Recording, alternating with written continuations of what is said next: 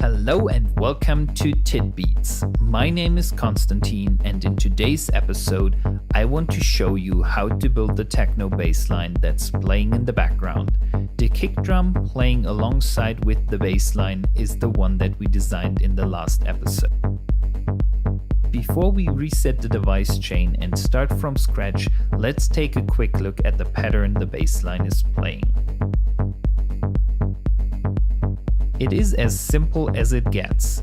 It's just half a bar long and consists of two notes, one note on the 4th and one note on the 7th 16th note of every 8th 16th note sequence. With that out of the way, let's remove the current Polysynth instance and pull up a fresh one.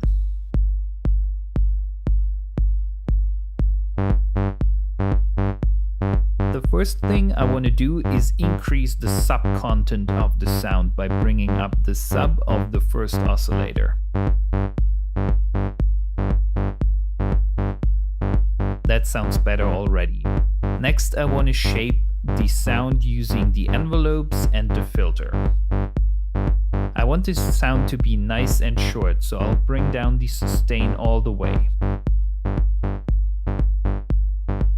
Next, I lower the filter cutoff frequency to get a deeper sound.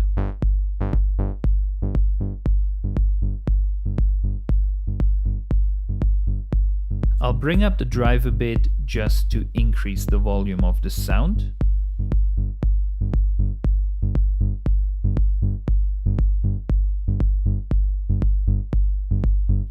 And now I want to shape the attack portion of the sound by playing with the filter envelope and the envelope amount.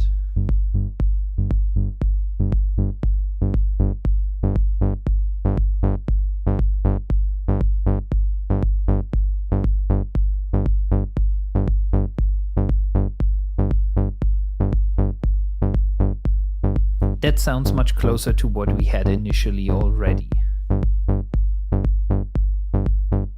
To give that sound even more bite, I want to use Polysynth's built-in wave shaper.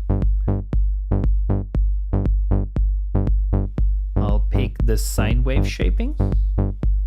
And now let's listen to what this does to the sound.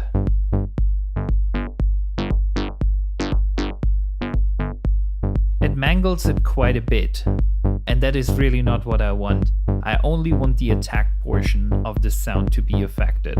So let's use the filter envelope and add some of that wave shaping to the initial part of the sound.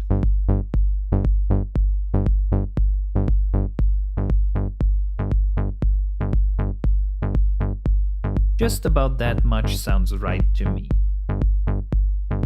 Now with the basic sound in place, let's add some effects to give it even more character. The first thing I want to do is add a bit of EQ just to roll off the lowest of frequencies.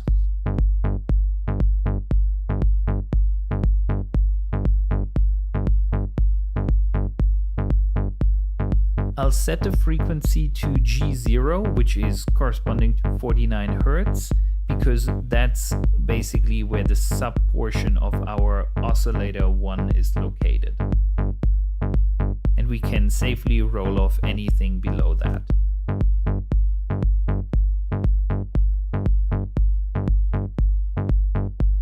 Next, I want to add some delay. And I want to make sure that the delay is only added to the upper harmonics of the sound, just to make sure that our low end doesn't clog up too much.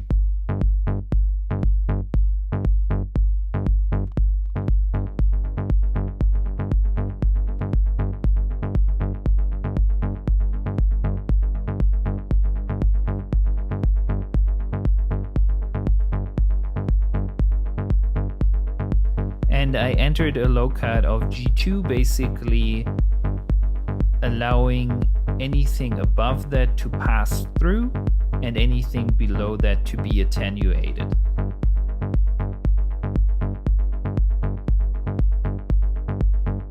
Now, one thing that is a bit problematic with that amount of delay is that it interferes with our kick. It's still pretty audible, but in a lot of electronic music, the kick drum really punches through the entire mix.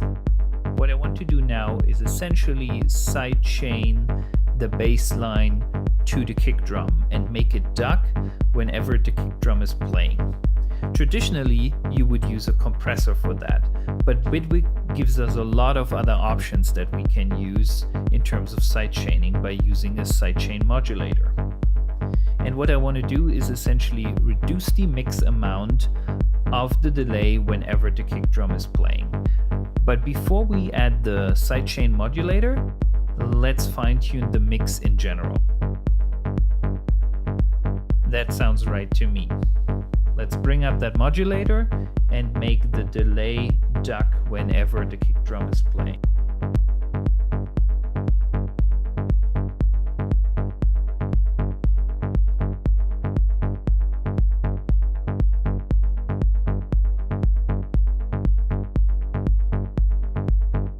I want to focus on the click portion of the kick and not the body part. So I'll bring up the low cut just a bit, and then I heavily boost the incoming signal.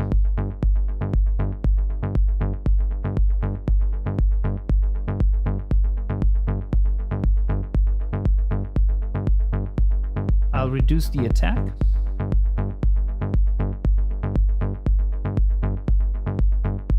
And now we can see a nice envelope being generated. And now I simply attenuate the mix whenever the kick drum is playing.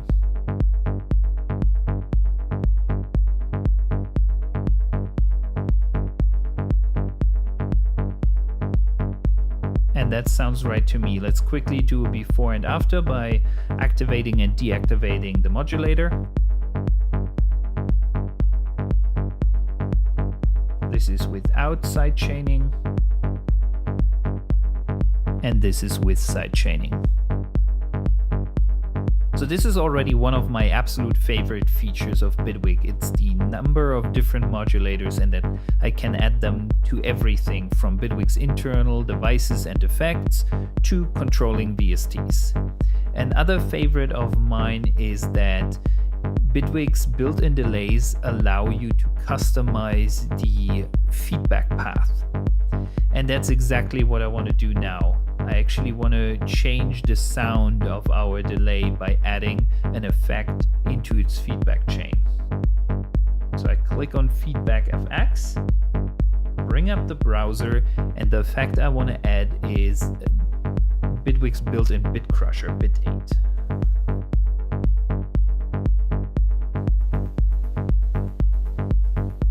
I like the default sound already very much, but I have a favorite preset for the type of bass line that I want to bring up. It's called Clock Crush 1. And that is already pretty close to the sound that we had in the beginning. All I added was a bit of compression to basically glue the delay and the original sound a bit better together. So let's do that. Again, I'm just using Bitwig's built-in compressor here. And the preset I was using is Mix Compression 1. And then I just want to make sure that I bring down the output to make sure that the loudness of the signal before and after the compression is the same. And now we can do a before and after.